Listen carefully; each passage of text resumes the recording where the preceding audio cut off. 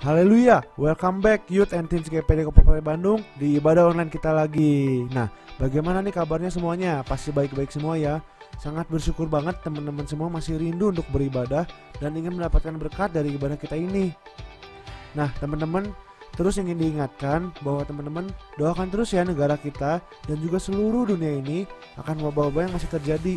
Biar Tuhan terus memberi kita kekuatan untuk melewati semua masalah ini ya teman-teman ya. Dan menuruti peraturan pemerintah yang baru soal PSBB, dihimbau untuk semua teman-teman untuk terus stay at home ya teman-teman ya. Kecuali ada yang penting. Dan kalau memang harus keluar, jangan lupa pakai masker ya teman-teman. Itu aja yang bisa saya sampaikan sekarang ya teman-teman. Sekarang ibadahnya udah memulai, siapkan hati kita dan dihimbau untuk teman-teman semua serius ya mengikuti ibadah ini biar kita bisa mendapatkan berkat dari ibadah dan firman Tuhan khususnya. Oke, keep on fire teman-teman semua and God bless you.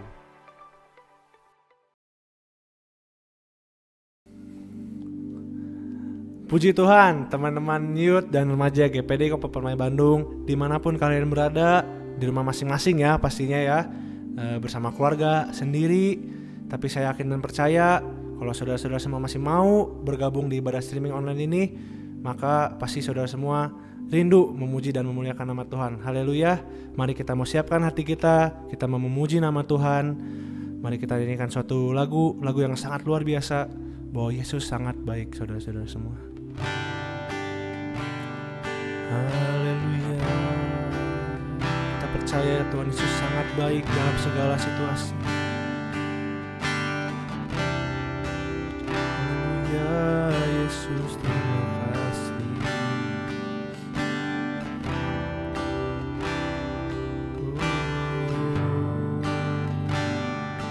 Kita katakan bersama-sama.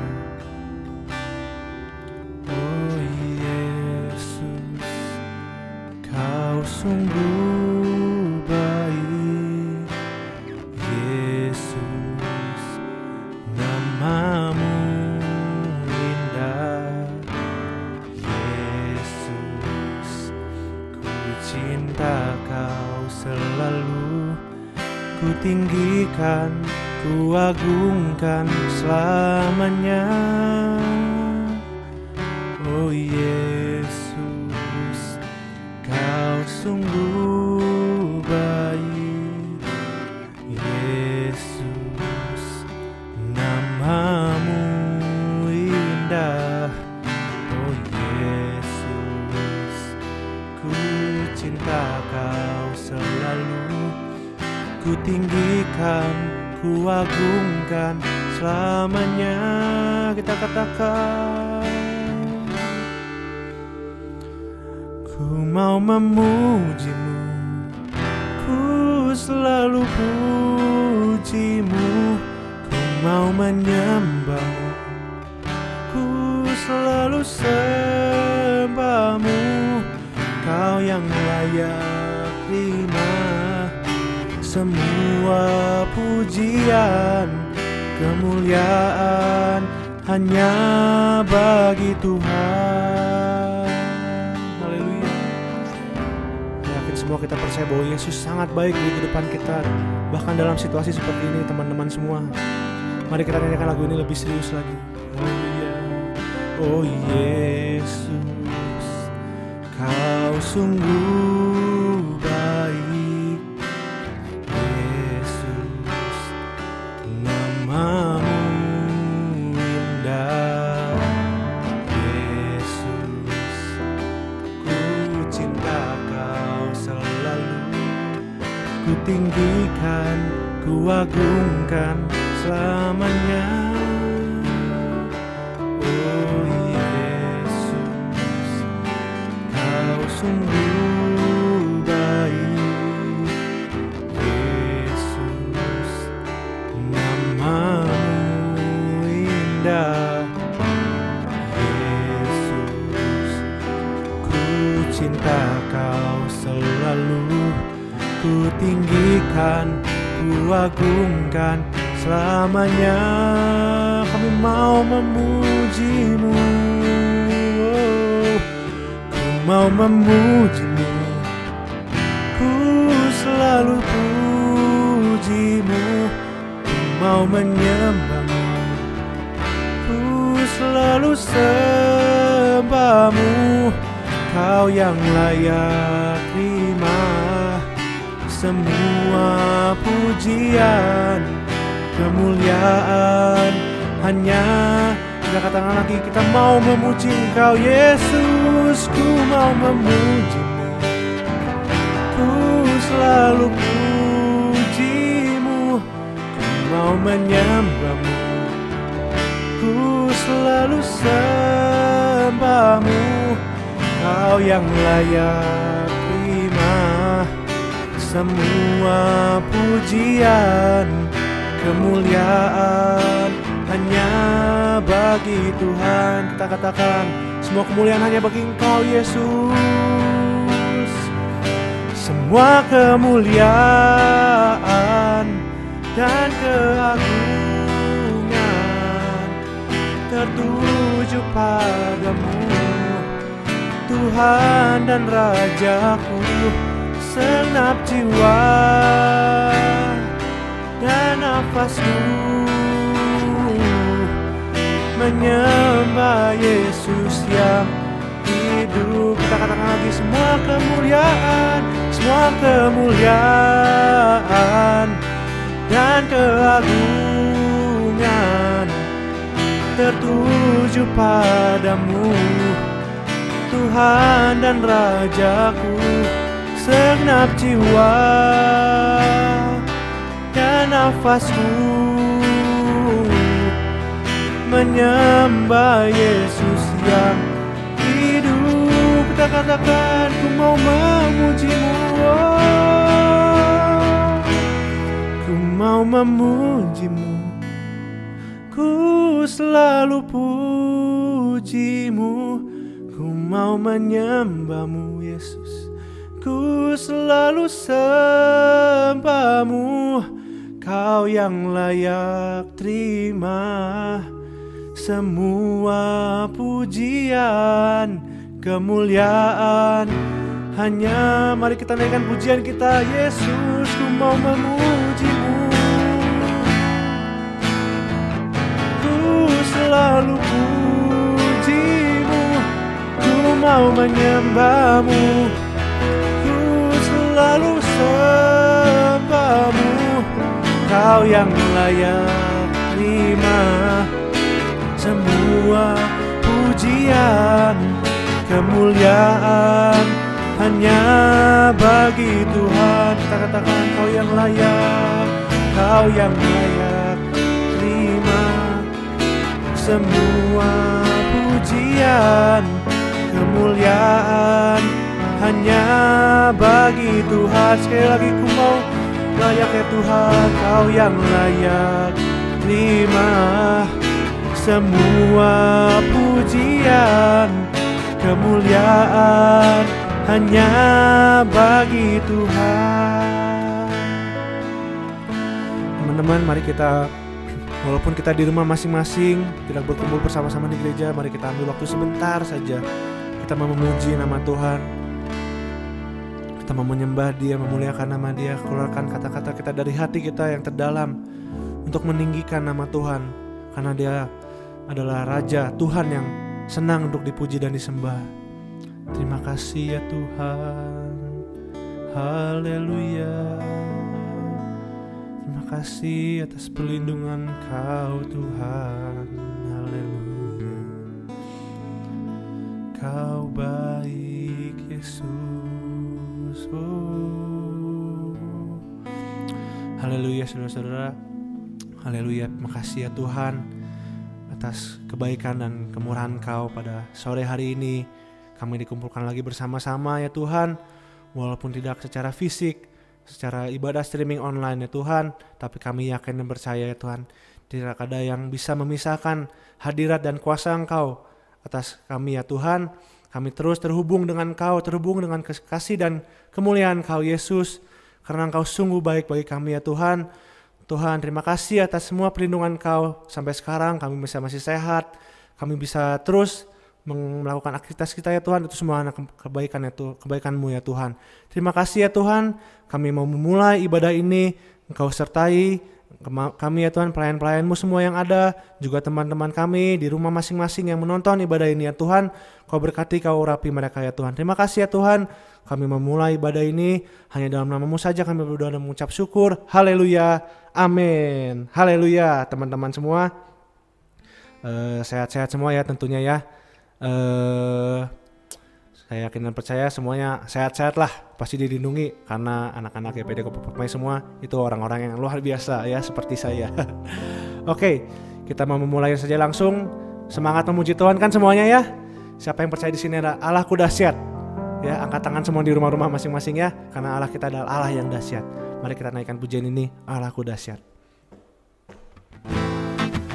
Yang mau tepuk tangan di rumah boleh kok ya. Enggak apa-apa kok. Kita katakan dari utara ke selatan, terdengar pujian bagi Allah. Dari barat sampai ke timur, nama Yesus disanjung tinggi. Dari pulau-pulau, lembah-lembah, gunung-gunung yang tinggi, kita katakan kemuliaannya. Kemuliaannya disaksikan, kebesarannya diciptakan. Siapa? Yesus, Yesus, nama Yesus.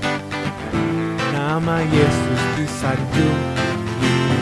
Dari pulau-pulau, lembah-lembah, gunung-gunung yang tinggi, kita katakan Allahku dahsyat. Allahku dahsyat, berkuasa, seluruh bumi sujud menyembah. Tinggikan nama-Mu, Allahku dahsyat, berkuasa, seluruh bumi sujud menyembah. Tinggikan nama-Mu. Haleluya, Tuhan Yesus dahsyat, amin. Mari kita akan nyanyi lagu ini lebih serius lagi. Dari utara ke selatan, terdengar pujian bagi Allah. Dari barat sampai ke timur, nama Yesus disanjung tinggi. Dari pulau-pulau, lembah-lembah, gunung-gunung yang tinggi, kemuliaannya disaksikan, kebesarannya diciptakan. Yesus, Yesus, nama Yesus. Nama Yesus disanjung tinggi. Dari pulau-pulau, lembah-lembah, gunung-gunung yang tinggi, kita katakan saudara-saudara, haleluya. Allahku dahsyat, berkuasa, seluruh bumi sujud menyembah. Tinggikan nama-Mu, Allahku dahsyat, berkuasa, seluruh bumi sujud menyembah. Tinggikan nama-Mu, Allahku dahsyat, berkuasa, seluruh bumi sujud menyembah. Tinggikan nama-Mu, Allahku dahsyat, berkuasa, seluruh bumi sujud menyembah. Sekali lagi kita katakan Allahku dahsyat, Allahku dahsyat, berkuasa, seluruh bumi sujud menyembah. Tinggikan nama-Mu, Allahku dahsyat, berkuasa, seluruh bumi sujud menyembah. Tinggikan nama-Mu, oh. Tinggikan nama-Mu, oh. Tinggikan nama-Mu, Allahku dahsyat. Haleluya, puji Tuhan. Ya, saya senang ya kita bisa memuji nama Tuhan lebih seru-seru lagi di rumah-rumah masing-masing. Semoga teman-teman semua di rumah bisa merasakan hadirat Tuhan dan memuliakan nama Tuhan juga sama seperti saya di sini. Karena kita sama-sama mau memuji nama Tuhan, saya yakin dan percaya kita hatinya disiapkan untuk ibadah ini walaupun secara online, tapi Tuhan terus hadir dimanapun kita berada. Mari kita mau siapkan hati kita untuk firman Tuhan yang sangat luar biasa teman-teman semua. Haleluya, kita percaya bahwa Tuhan selalu baik. Tuhan memegang kita, Tuhan menjaga, menopang kita, khususnya dalam situasi seperti ini. Tuhan Yesus terus baik, Tuhan Yesus terus menjaga kita yang percaya akan Dia. Haleluya. Haleluya Yesus. Mari kita akan nyanyikan lagu yang sangat luar biasa teman-teman semua.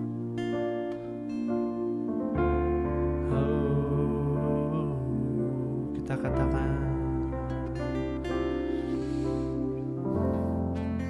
ku tidak takut,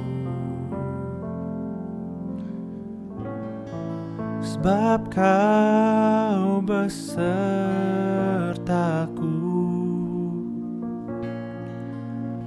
Ku tidak bimbang, sebab Engkau Allahku.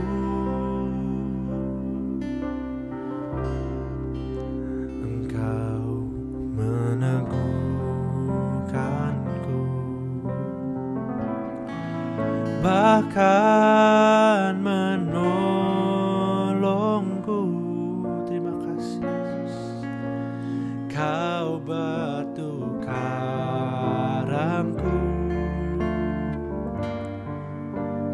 Yesus Tuhan. Kita katakan, Yesus memegangku, Yesus memegangku dengan tangan kananmu. Yesus memberiku kemenangan. Yesus memegangku dengan tangan kananmu. Yesus memberiku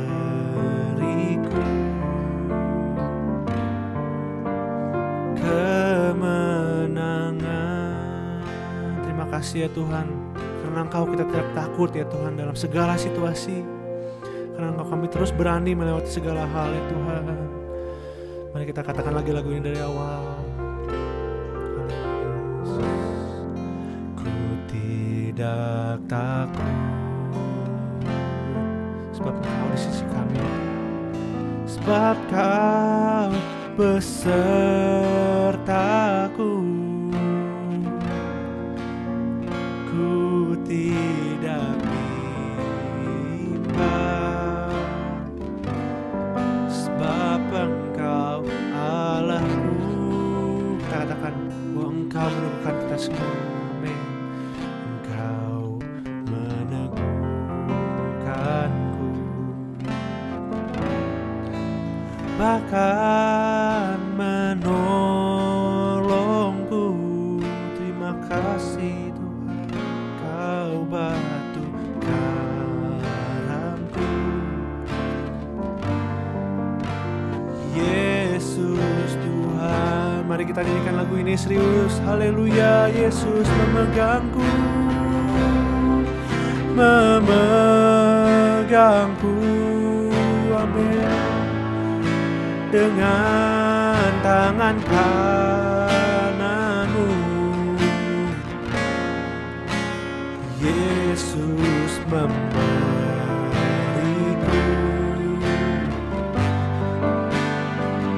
kemenangan.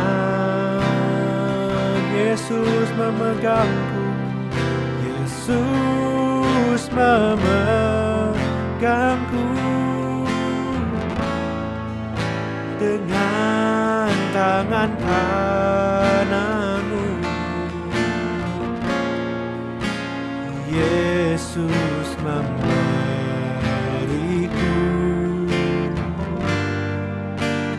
kemenangan. Kita katakan sekali lagi, Yesus memegangku. Haleluya. Yesus memegangku dengan tangan kananmu. Yesus memberiku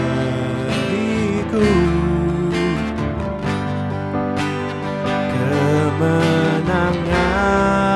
Yesus memegangku. Yesus memegangku dengan tangan kananmu. Yesus memberiku kemenangan. Kita katakan Yesus memberiku. Haleluya. Yesus memberiku.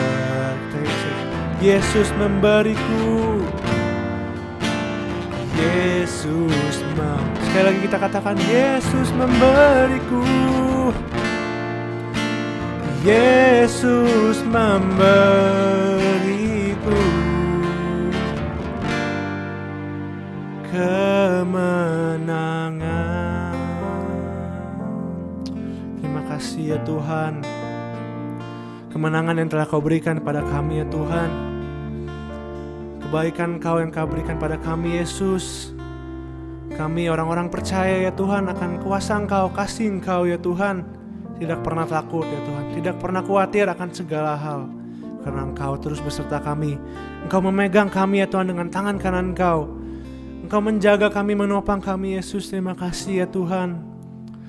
Yesus, sekarang tiba saatnya ya Tuhan, kami mau mendengar firman Engkau Yesus. Kau berkati, urapi ya Tuhan hamba-Mu yang akan menyampaikan firman-Mu. Kau siapkan hati kami, pendengar-pendengar firman-Mu, dan juga hamba-Mu yang akan menyampaikannya. Biarlah firman-Mu ya Tuhan bisa menjadi pedoman bagi kami, bisa menjadi pegangan bagi kami ya Tuhan untuk kehidupan selanjutnya ya Tuhan. Khususnya dalam situasi saat-saat ini, kami mau dikuatkan terus oleh firman-Mu ya Tuhan. Terima kasih ya Tuhan, siapkan hati kami.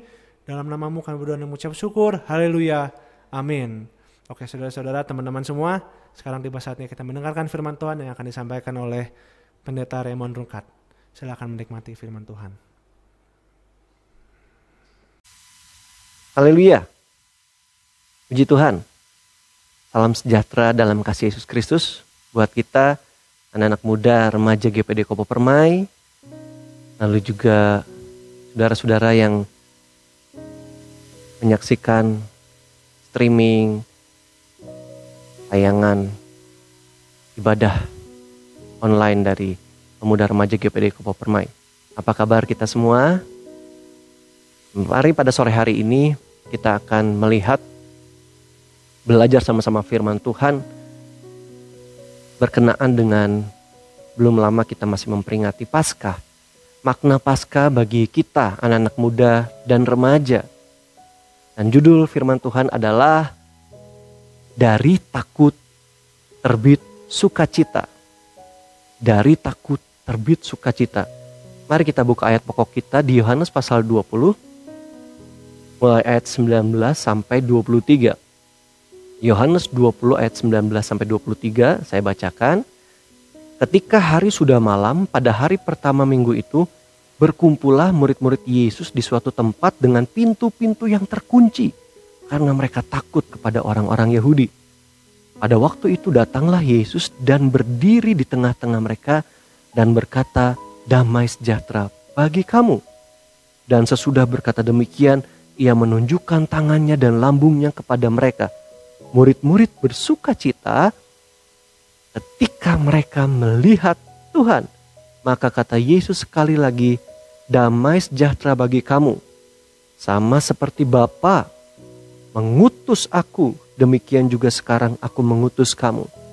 Dan sesudah berkata demikian, Ia mengembusi mereka dan berkata, "Terimalah Roh Kudus. Jikalau kamu mengampuni dosa orang, dosanya diampuni, dan jikalau kamu menyatakan dosa orang tetap ada, dosanya tetap ada." Amin. Puji Tuhan. Ini bagian dari peristiwa, kita lihat Yohanes 20, kebangkitan Yesus. Dan kita akan ambil makna Paskah bagi kita anak muda dari perikop ini. Mengapa kita ambil dari perikop ini? Sebab rupanya pada waktu itu tempat di mana murid berada ya cocok dengan kita sekarang sedang beribadah. Saya baca ayat 19. Ketika hari sudah malam, pada hari pertama minggu itu, berkumpullah murid-murid Yesus di suatu tempat. Murid-murid Yesus sedang berkumpul di suatu tempat. Saya baca dalam terjemahan lama, di tempat tinggal murid itu. Di tempat tinggal. Lalu dalam bahasa Indonesia masa kini, berkumpul di sebuah rumah. Nah di ayat 26-nya, kita lihat ketika beberapa hari kemudian Yesus datang lagi mengunjungi mereka di ayat 26. 8 hari kemudian murid-murid Yesus berada kembali dalam rumah itu dan Thomas bersama-sama dengan mereka. Waktu lalu belum ada Thomas, sekarang Thomas sudah ada. 8 hari kemudian murid-murid Yesus berada kembali dalam rumah itu. Rumah yang 8 hari sebelumnya ia datang. Waktu itu nggak ada Thomas. Jadi mereka berkumpul di tempat tinggal, di suatu tempat, di dalam sebuah rumah. Sebabnya mirip ya sama kita, karena kita menghormati peraturan pemerintah, mentaati untuk memutus mata rantai penyebaran virus COVID-19. Kita menjaga jarak, social distancing, kita ada di rumah masing-masing, kita beribadah. Lalu kenapa kita ambil contoh dari murid-murid ini? Sebab ternyata rupanya murid-murid itu diperkirakan usianya itu masih sangat muda. Rentang usianya bisa antara 15 sampai 29 tahun. Ya cocok-cocok lah ya dengan usia kita-kita semua. Paling yang tua kemungkinan besar antara Petrus dan Matius. Memang tidak tertulis jelas, tidak ada di Alkitab. Tapi kemungkinan yang tertua adalah mereka berdua. Sebab Matius punya pekerjaan pemungut cukai. Kerjaan orang-orang tertentu. Matius itu Lewi. Lalu Petrus, karena Petrus dia ada ibu mertuanya. Tapi juga dalam tradisi Yahudi itu, zaman waktu itu sebenarnya usia 18 tahun itu sudah boleh menikah. Sedangkan murid-murid lain kemungkinan besar lebih muda dari Petrus ataupun Matius. Contoh kita bisa lihat kenapa kok bisa dikatakan mereka masih muda. Misalnya di Matius pasal 17, di situ ada peristiwa mereka harus membayar bait Allah. Maaf, bukan membayar bait Allah, bea bait Allah. Di Matius pasal 17, di situ ayat 24 sampai 27 ada pemungut bea bait Allah. Di ayat 24-nya Yesus dan murid-muridnya tiba di situ. Lalu pemungut bea bait Allah datang. Apa gurumu gak bayar bea?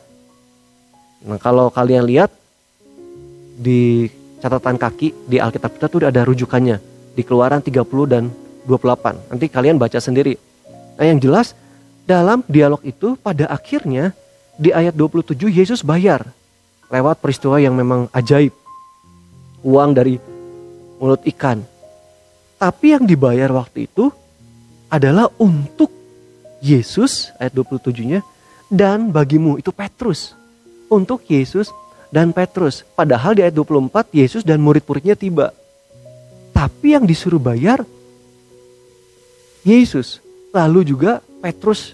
Yesus bilang itu bayar juga buatmu. Nah kalau kita lihat, saudara lihat itu di Keluaran 30, 38 bagaimana ada soal pembayaran uang pendamaian pada waktu pendaftaran ataupun untuk membangun kemah suci. Itu ada sumbangan. Nah yang memberikan uang, baik uang pendamaian waktu pendaftaran maupun uang untuk sumbangan kemah suci, pembangunan kemah suci itu yang berusia 20 tahun ke atas. 20 tahun ke atas. Berarti ada kemungkinan besar. Ini murid-murid yang lain lebih muda. Masih di bawah 20 tahun ya. Seperti itu. Lalu juga kalau kita lihat di Injil Yohanes pasal 13 ayat 33, pasal 21 ayat 5. Murid-murid itu Yesus suka panggil dengan anak-anakku. Hai anak-anak, children King James. Tentu kalian ingat ayat Amsal 22 ayat 6, didiklah orang muda menurut jalan yang patut baginya. Di situ kan King James Version pakai kata child, orang muda dipakai kata child. Belum lagi kalau saudara lihat bagaimana di tradisi Yahudi, seorang rabi, Yesus waktu itu mulai pelayanan umur 30 tahun. Dan biasanya murid-muridnya itu pasti di bawah usia rabi mereka. Itu beberapa penjelasan yang kita dapat, kita sama-sama belajar untuk sama-sama kita mengambil makna Paskah melalui peristiwa di perikop ini bagi anak-anak muda. Karena rupanya usia murid-murid ini dari indikator-indikator yang kita sudah lihat, ya mereka berusia yang cukup muda. Bahkan bisa dikatakan juga remaja. Umur mulai usia 13 tahun ke atas ya. Kalau saya nggak salah itu seseorang sudah boleh memiliki rabi atau guru khusus. Usia seperti itu. Mari kita lihat, kita masuk bagian pertama. Pada waktu Paskah itu, murid-murid ternyata sedang dalam keadaan takut. Ayat 19 yang A. Dengan pintu-pintu yang terkunci karena mereka takut kepada orang-orang Yahudi. Kenapa mereka takut kepada orang-orang Yahudi? Yang pertama sudah jelas. Mereka sangat terancam. Karena rabi mereka, pemimpin mereka itu ditangkap, disiksa, disalibkan, mati. Itu artinya mereka juga berpotensi ngalamin seperti Yesus alami. Mereka juga bisa ditangkap, disiksa, bahkan juga dibunuh. Kita bisa lihat itu buktinya setelah zaman Yesus. Itu buktinya Paulus. Waktu itu masih nama Saulus. Saulus itu dapat surat sah dari imam besar. Bayangin itu pimpinan spiritual orang Yahudi. Dari imam besar. Lalu di situ imam-imam kepala, majelis-majelis Yahudi, tua-tua Yahudi. Dikasih surat sah untuk menangkap pengikut jalan Tuhan, pengikut Yesus Kristus, bahkan membunuh mereka. Jadi waktu itu memang murid-murid merasa sangat terancam, mereka takut. Aduh, bisa-bisa terbunuh, bisa-bisa tertangkap.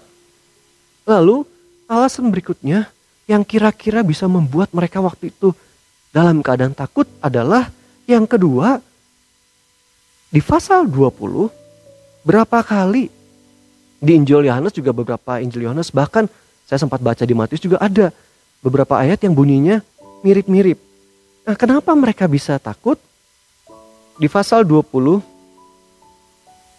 saya baca, itu bisa baca mulai ayat 3 ya. Nanti kalian baca ayat 3, saya baca ayat 9-nya. Sebab selama itu mereka belum mengerti isi kitab suci yang mengatakan bahwa ia harus bangkit dari antara orang mati. Ada pernyataan Alkitab, selama itu mereka belum mengerti isi kitab suci yang mengatakan bahwa ia harus bangkit dari antara orang mati. Ini coba kita hubungkan dalam Lukas pasal 18 ayat 31. Lukas 18 ayat 31.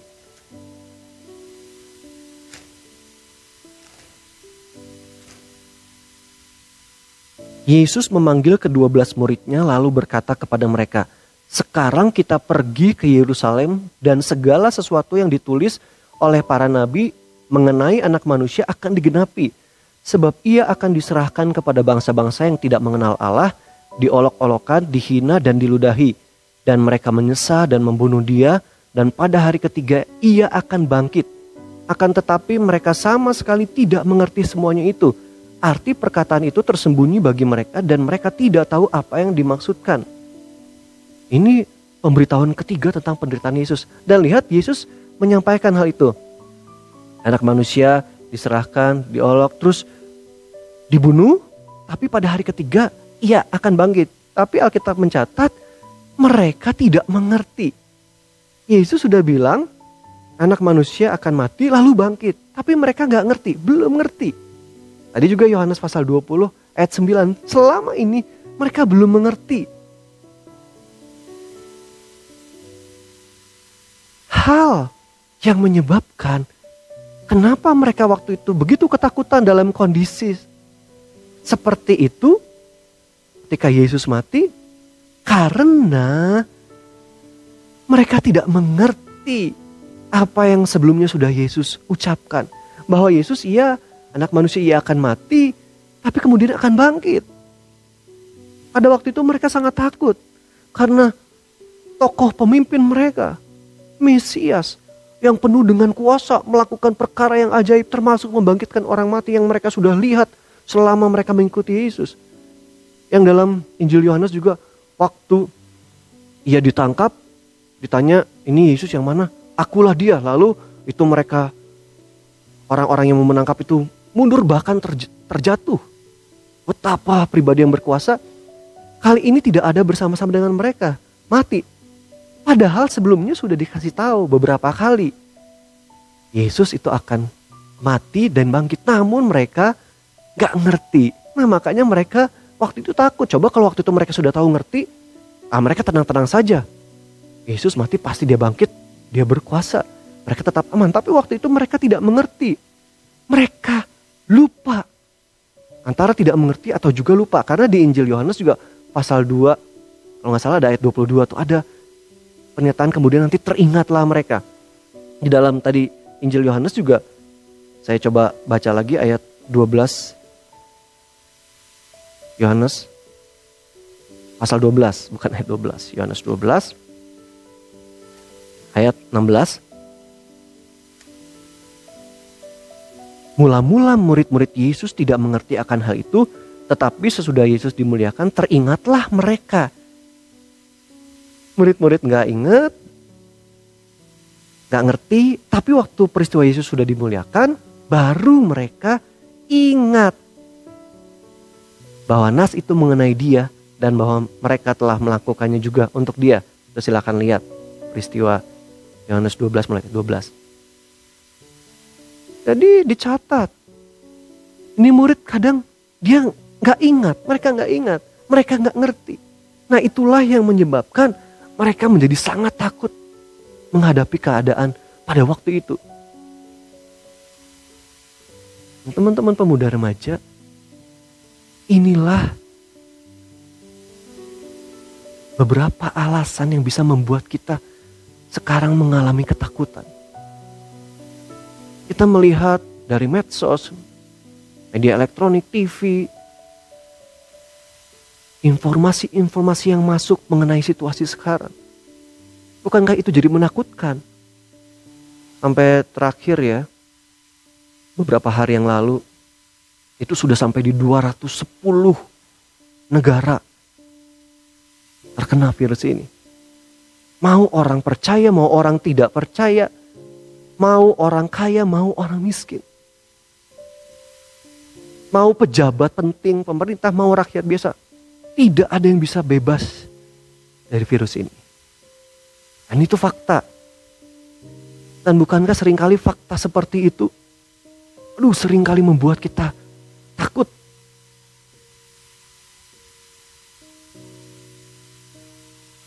Kita bisa terancam.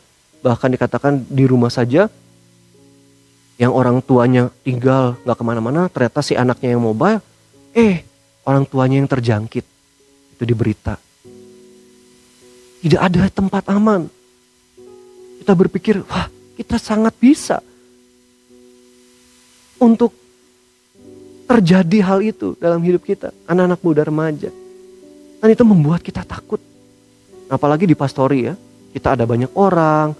Mereka ada yang harus kerja, balik ke rumah sama-sama ketemu dengan kita, keluarga, orang tua, anak-anak saya. Kadang juga, ada rasa, gimana ya? Ini mereka udah bersih-bersih belum? Mereka udah ganti baju. Ya seperti itu. Itulah ketakutan. Murid-murid juga alami. Dan ya saya gak tahu kita juga alami ketakutan seperti itu. Atau juga seperti murid-murid. Kita tuh lupa. Yang membuat kita lebih takut lagi dalam keadaan itu karena kita lupa. Kita gak mengerti apa yang sudah Yesus bilang. Dalam Alkitab kita nggak mengerti, kita lupa janji-janji Tuhan, penyertaan Tuhan yang sempurna. Bagaimana rancangan Tuhan buat kita. Bagaimana dalam hidup kita, orang percaya Tuhan sudah siapkan tempat dalam kekekalan. Kita kadang nggak ngerti, kita lupa perkataan Yesus. Dan itu yang membuat kita tambah khawatir. Ya, coba teman-teman yang sempat lihat, yang saya share di Line, baca itu. Pas mumpung gratis. Itu bagus sekali, buku dari John Piper. Banyak sekali ayat-ayat firman Tuhan yang benar-benar sangat menguatkan. Betapa manisnya firman Tuhan. Kita punya dasar itu Yesus, batu karang yang teguh. Tidak peduli situasi yang terjadi, kondisi. Apakah ini berarti tanda-tanda zaman, akhir zaman? Yang penting kita berjaga-jaga. Ya karena pada tahun 1918 juga ya sampai 50 juta orang meninggal karena virus flu. Nah, kita lupa kekuatan firman Tuhan. Kita lupa banyak hal yang sudah kita sama-sama dengarkan. Dalam ibadah kita bersama-sama. Dewasa, muda, remaja. Kita baca, kita dijelaskan firman Tuhan. Bahkan kita yang menghafal. Kita diterangkan, waduh janji-janji Tuhan begitu indah. Kita amin, amin. Ya puji Tuhan.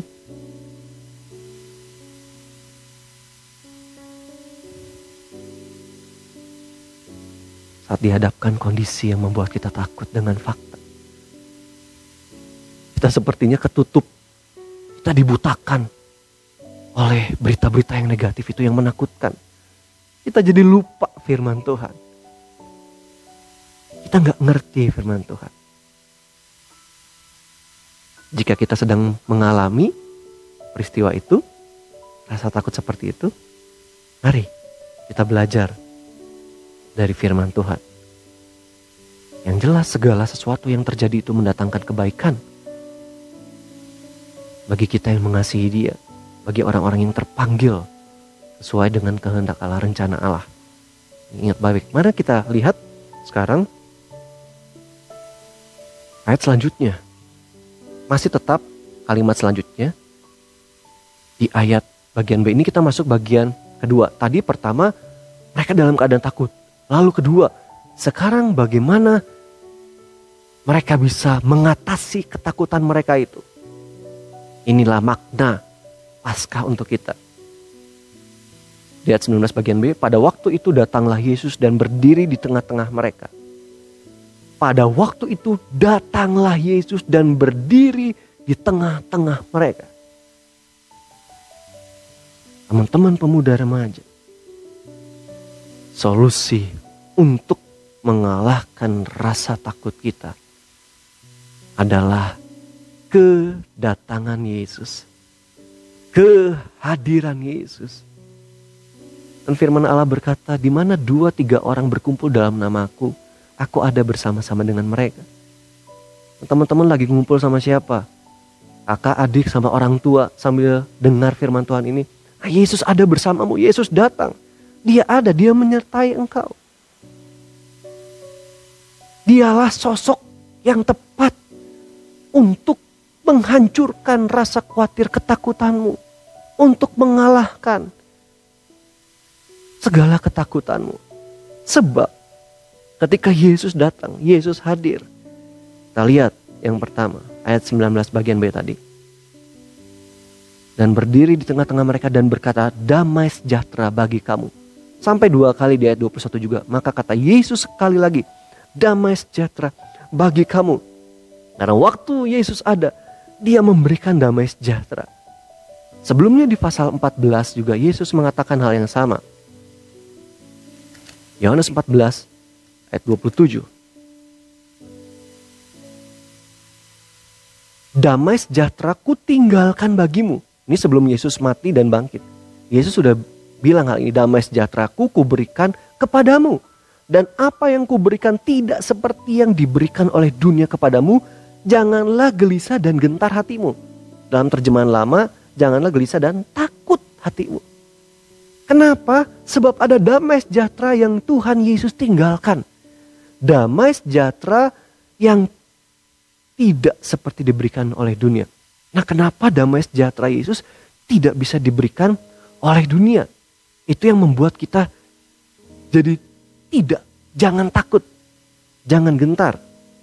Sampai 2 kali tadi Yesus, damai sejahtera bagi kamu, damai sejahtera bagi kamu. Puji Tuhan. Dalam isi English comment, saya sudah terjemahkan pakai Google Translate, dikatakan seperti ini. Kenapa damai sejahtera kali ini begitu istimewa?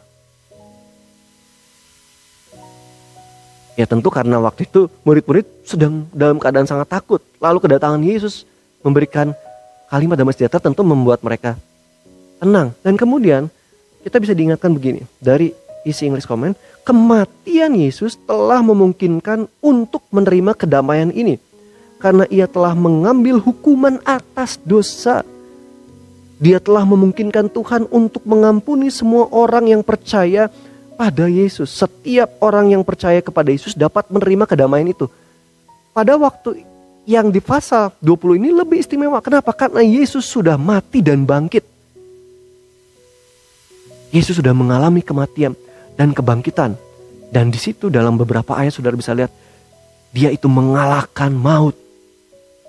Yang mengalahkan iblis lewat kematian dan kebangkitannya. Maka pada waktu itu perkataan Yesus bermakna sangat dalam, sangat menguatkan. Damai sejahtera yang dia berikan, damai sejahtera yang berasal dari dia. Pribadi Yesus yang sudah menang atas kuasa maut, atas iblis, menang atas kematian. Morris berkomentar, karena dia telah mati dan bangkit, maka damai sejahtera itu sungguh dapat menjadi milik mereka. Karena dia sudah mati dan bangkit, damai sejahtera itu sungguh dapat menjadi milik mereka. Damai sejahtera yang mereka miliki. Karena telah diambilnya hukuman atas dosa. Tadi ya komentar isi English ya. Ia telah mengambil hukuman atas dosa. Memungkinkan untuk mengampuni semua orang yang percaya pada Yesus. Itulah damai sejahtera kita. Kedamaian oleh karena hukuman dosa atas kita yang percaya kepada Yesus itu sudah diambil. Kedamaian karena pengampunan dosa oleh karena Yesus telah mati dan bangkit. Itu yang membuat kita damai. Yesus datang membawa damai sejahtera seperti ini. Damai yang gak bisa diberikan oleh dunia. Mana bisa ya kalau kita mikir kita mau damai, oh kondisinya seperti ini, belum lagi ekonominya. Atau orang tua kalian semua bagaimana keadaannya. Ada bahkan sampai kalau secara total udah jutaan yang di PHK. Di Indonesia juga sudah ratusan ribu ya. Mungkin lebih, saya nggak terlalu lihat detailnya. Gimana kita mau punya damai? Kalau hanya berdasarkan informasi seperti itu keadaan nggak bisa.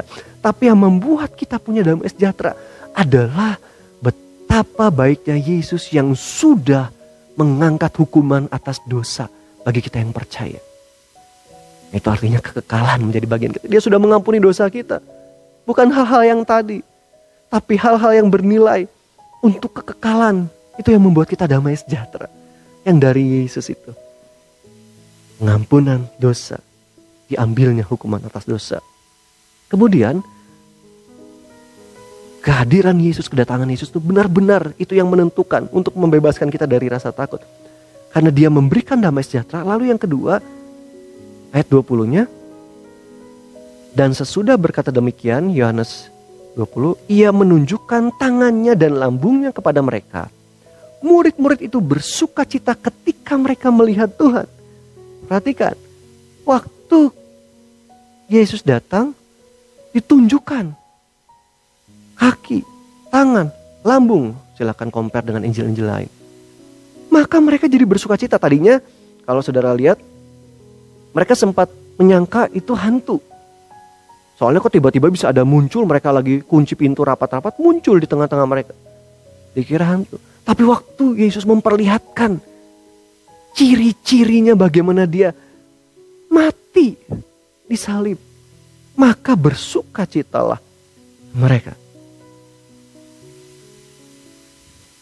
Saudara bisa lihat Lukas 24 ayat 37 sampai 40.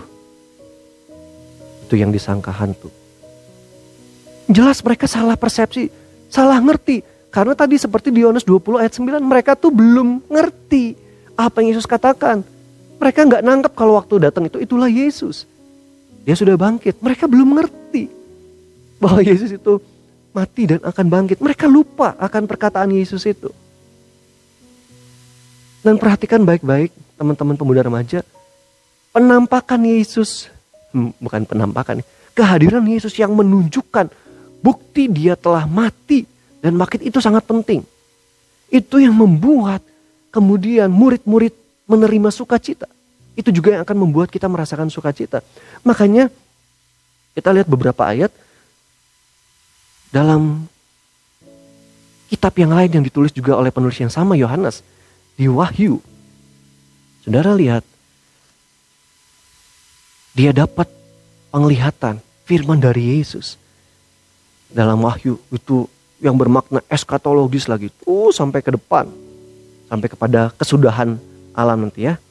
Akhir dari akhir zaman. Bagaimana saudara lihat dicatat gambar atau perkataan Yesus yang mengingatkan akan kematiannya, akan darahnya yang tercurah. Saya baca secara cepat buat kita di Wahyu. Ini kurang lebih sekitar tahun 90-an Masehi ya. Ditulis kitab Wahyu ini. Wahyu, saya baca contohnya beberapa ayat. Wahyu pasal 1 ayat 5. Dan dari Yesus Kristus, saksi yang setia yang pertama bangkit dari antara orang mati dan yang berkuasa atas raja-raja bumi ini. Bagi dia yang mengasihi kita dan yang telah melepaskan kita dari dosa kita oleh darahnya. Lihat, penjelasan Yesus seperti ini. Itu sangat penting buat kita mengerti. Saksi yang setia yang pertama bangkit dari antara orang mati. Bangkit dari antara orang mati. Lalu, terus, yang berkuasa atas raja-raja bumi ini. Bagi dia yang mengasihi kita dan yang telah melepaskan kita dari dosa kita oleh darahnya. Ya, tadi komentar-komentar dan ayat-ayat tadi. Bagaimana pernyataan ini penting. Terus, Yohanes juga terima ini terus dari Yesus. Dia sudah melepaskan dari dosa oleh darahnya. Baca lagi ayat selanjutnya. Ayat 13-nya. Dan di tengah-tengah kaki Dian itu ada seorang serupa anak manusia.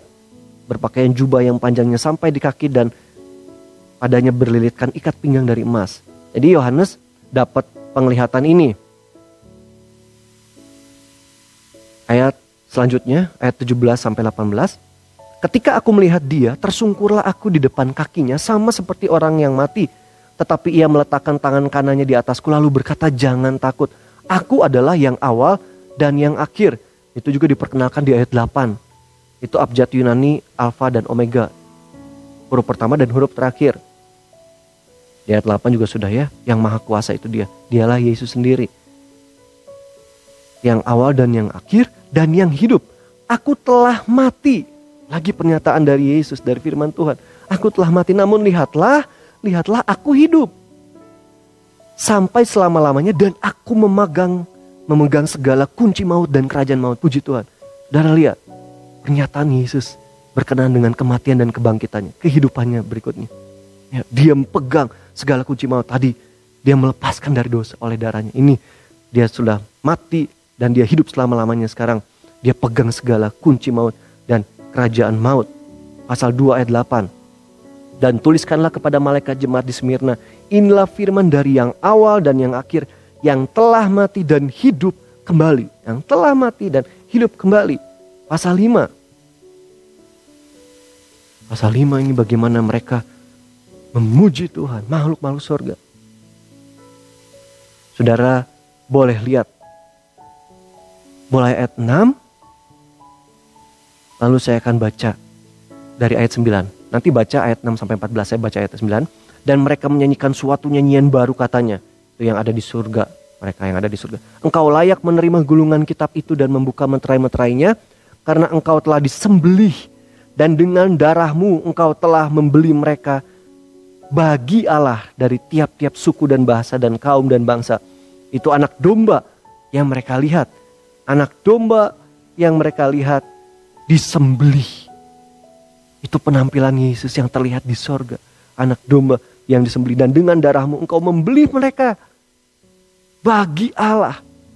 Hargamu sudah lunas dibayar. Dan engkau telah membuat mereka menjadi suatu kerajaan dan menjadi imam-imam bagi Allah kita. Dan mereka akan memerintah sebagai raja di bumi.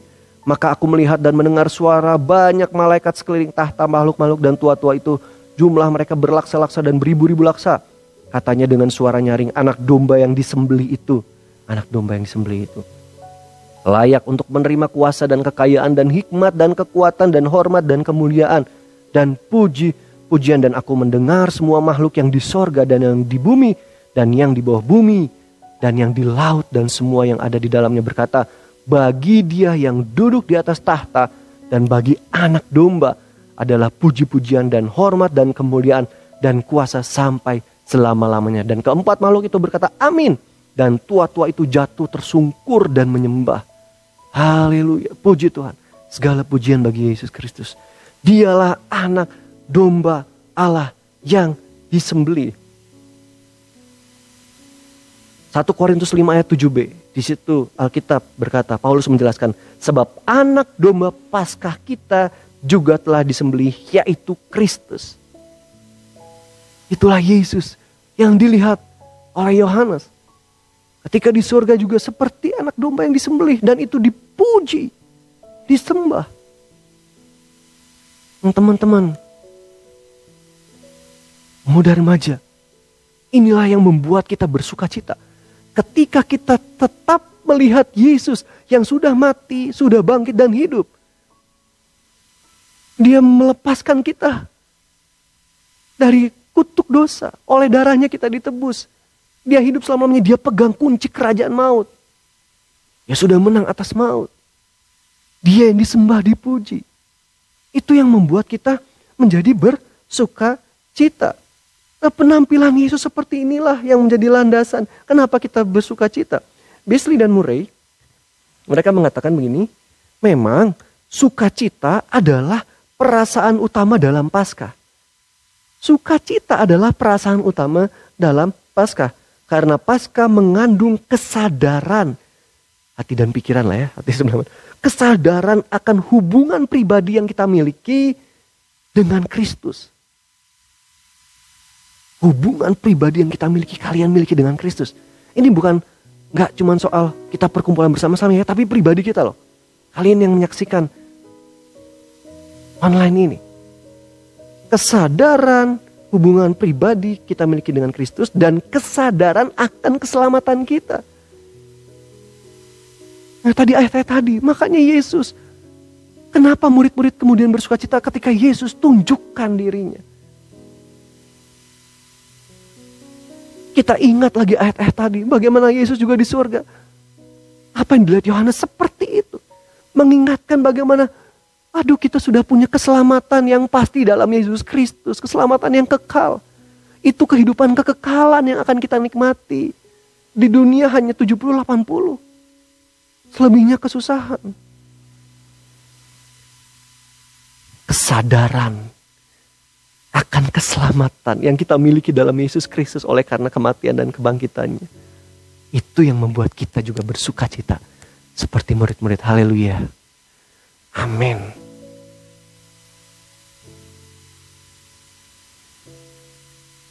Memang rasanya gak normal kalau kita bersuka cita dalam kondisi seperti ini ya. Kita gak prihatin sama orang lain. Bukan. Kita tetap prihatin dan kita terus mendoakan. Kita turut merasa empati, saudara.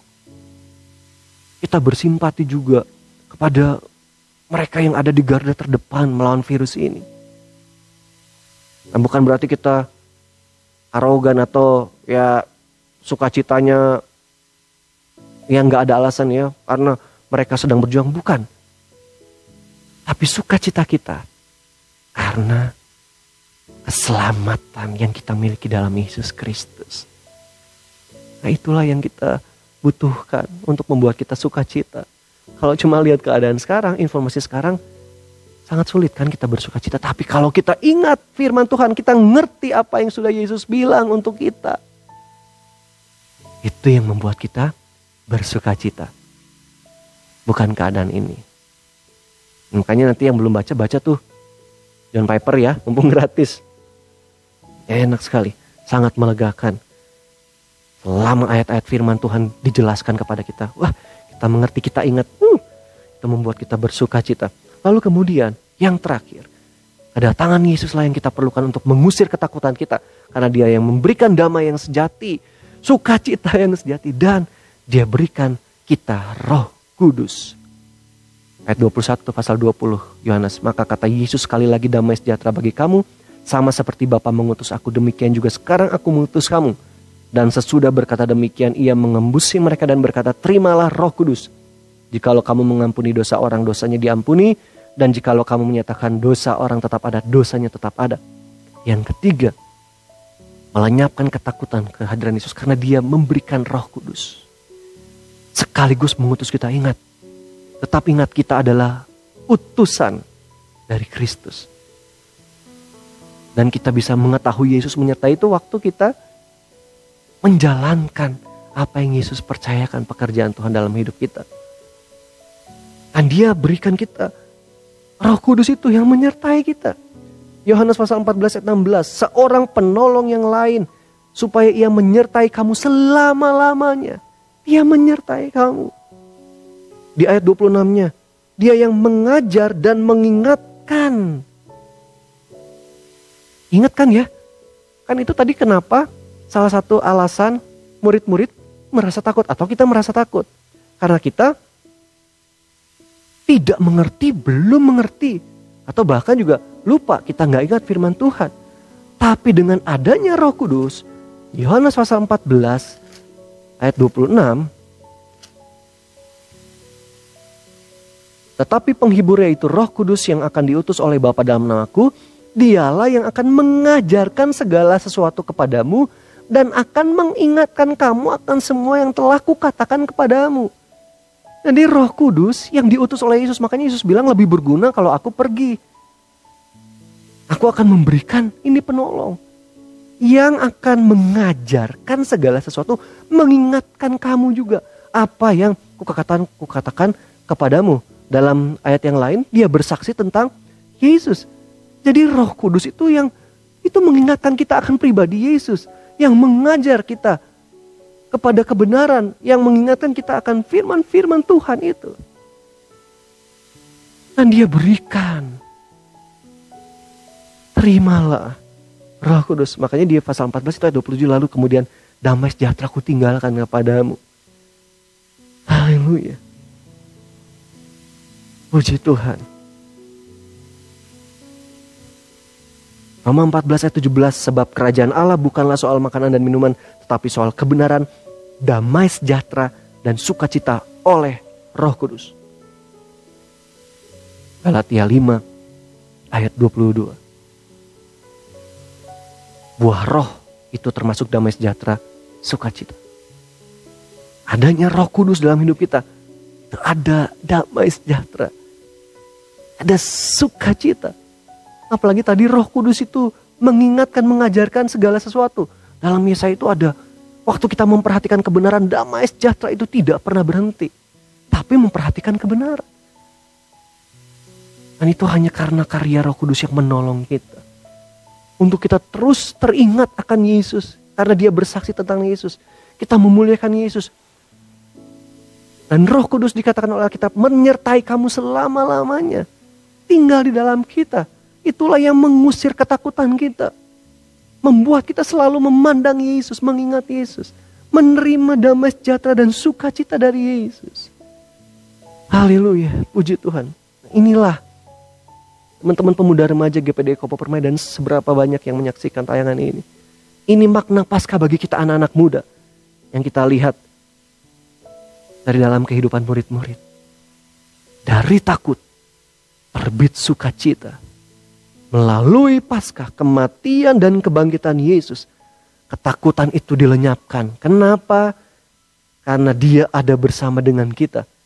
Dia yang memberikan janji yang kekal, janji yang pasti, lewat kematian kebangkitannya, dosa-dosa kita dihapuskan, hukuman dosa Dia yang tanggung. Surat hutang kita sudah dibayar, harganya lunas. Keselamatan jadi milik kita, pengampunan dosa. Dan kita sekarang memiliki kehidupan di dalam Yesus Kristus sampai terus dalam kekekalan, keselamatan yang kekal. Haleluya. Itulah yang membuat kita kemudian bisa menerima damai sejahtera, sukacita yang benar-benar hanya berasal dari Tuhan, dari firman-Nya. Tidak bisa diberikan oleh dunia ini. Haleluya. Puji Tuhan.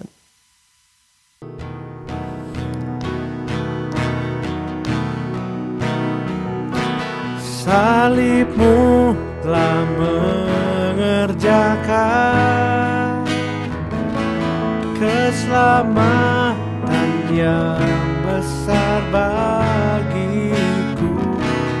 Ku berdiri menyaksikan Kau setia dan hidup dalam salibmu yang mengerjakan keselamatan yang besar bagiku.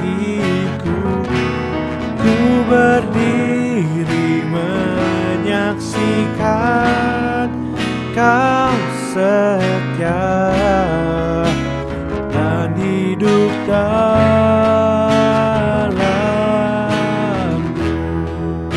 Kita katakan sekali lagi, salibmu Tuhan. Haleluya. Salibmu telah mengerjakan keselamatan yang besar bagiku. Ku berdiri menyaksikan Kau setia dan hidup dalam salibmu telah mengerjakan keselamatan yang besar bagiku. Ku berdiri menyaksikan Kau setia dan hidup dalamku,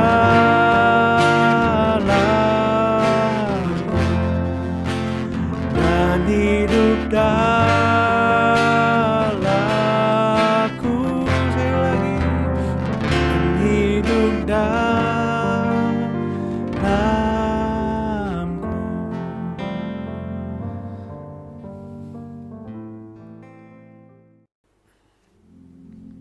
Haleluya, puji Tuhan. Bapa kami ada dalam kerajaan surga, kami mengucap syukur Tuhan buat ibadah yang diberkati pada sore hari ini Tuhan. Kami yakin dan percaya segala pujian penyembahan kami telah sampai di hadirat Tuhan, menjadi persembahan yang berbau harum di hadapan Engkau dan menyenangkan hati-Mu Tuhan, sehingga kemuliaan Tuhan memenuhi kami sebagai bait Allah. Kami sebagai umat-umat-Mu Tuhan, kami sebagai anak-anak muda, kami rindu Tuhan untuk tetap semangat, tetap beriman di dalam Engkau Tuhan.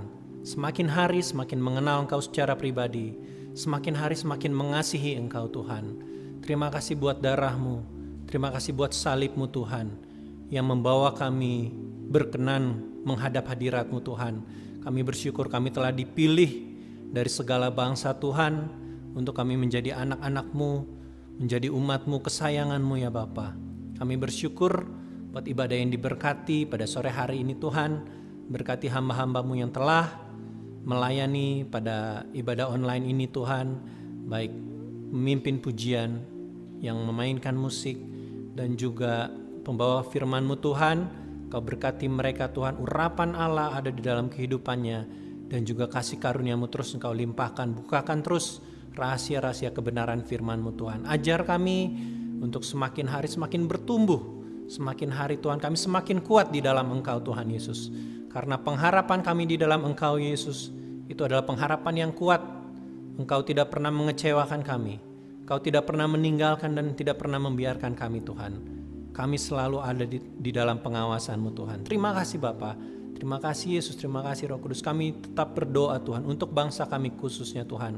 Kami yang sedang menghadapi situasi ini Tuhan, diserang oleh virus-virus ini Tuhan Yesus.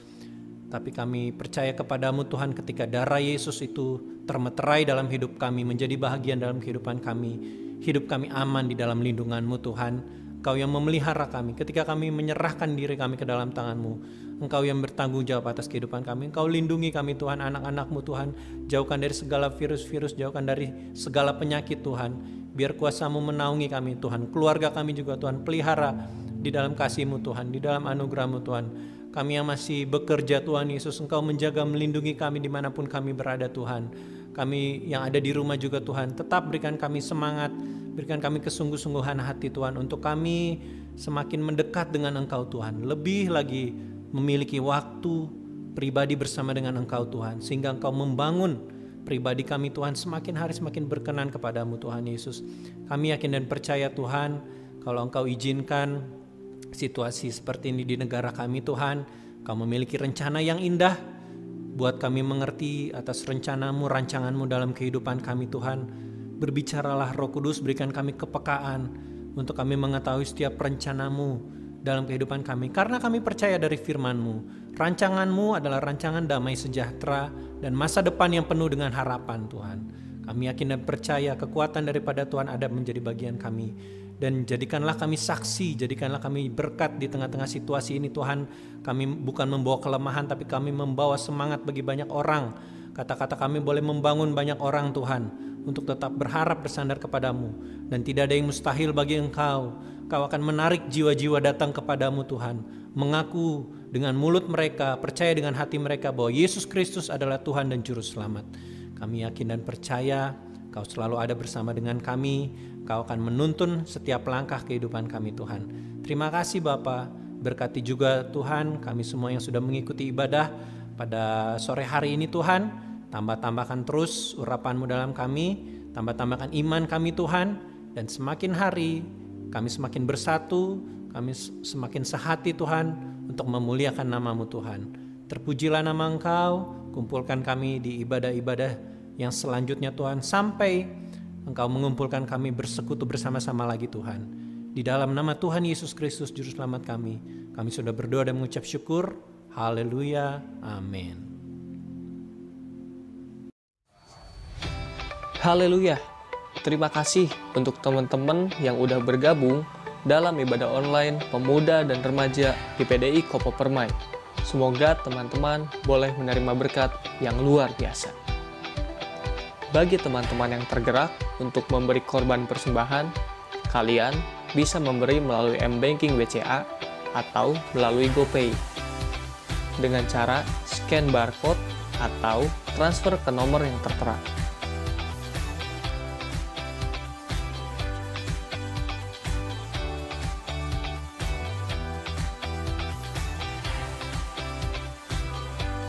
Terima kasih untuk perhatian dan persembahan teman-teman semua. Kita akan bertemu lagi minggu depan di hari Sabtu jam 5 sore. Stay at home, stay safe, and God bless you.